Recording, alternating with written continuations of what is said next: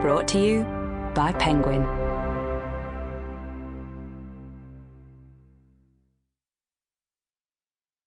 Let Me Go Mad in My Own Way, written and read by me, Elaine Feeney. This can be said about shame. Those who experience it feel that anything can happen to them, that the shame will never cease, and that it will only be followed by more shame.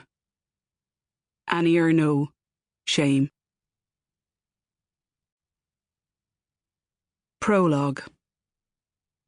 Tom Morton's sister, Sarah, kept in touch with me in the years after he and I parted company.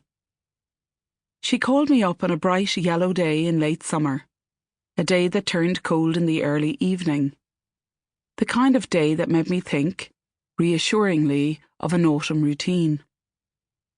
Tom is moving to the west of Ireland.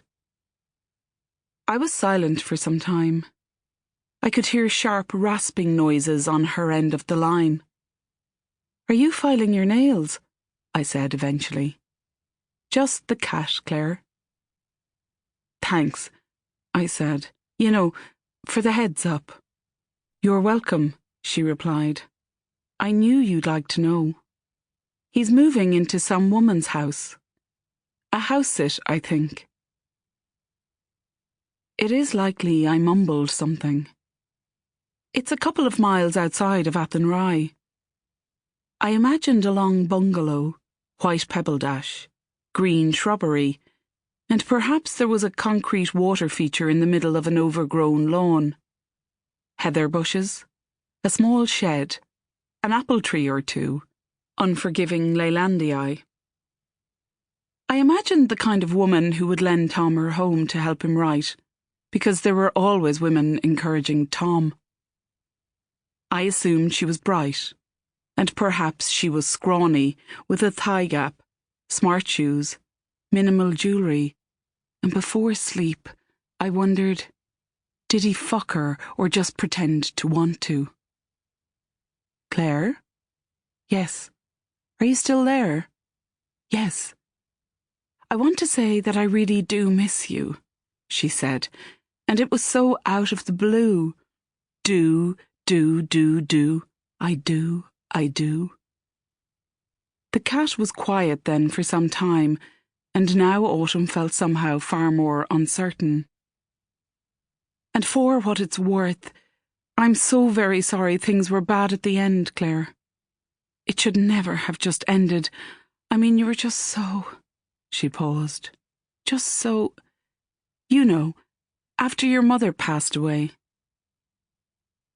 She had never mentioned my mother's death to me, not even in the hazy weeks after. "So?" "Erratic," she said.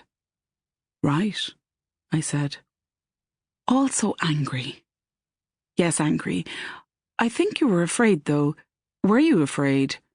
Grief can do that." Sarah said this all so quickly, and then she laughed nervously, and it reminded me of Tom's laugh.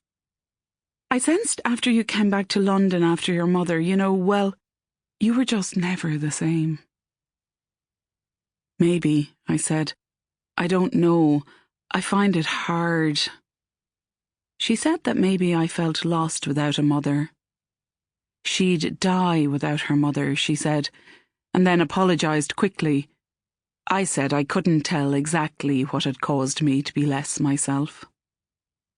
I considered if there was a difference between grief and fear and loss, while Sarah's voice trailed off and the cat started back up clawing. Sarah returned to talking about Tom and Tom's great difficulty in finishing his latest book, because it was proving hard for him to find the headspace. "I just don't think he can let it go, Claire. The book. He's like that, you know." "Yes," I said quietly. "He is very like that, Tom.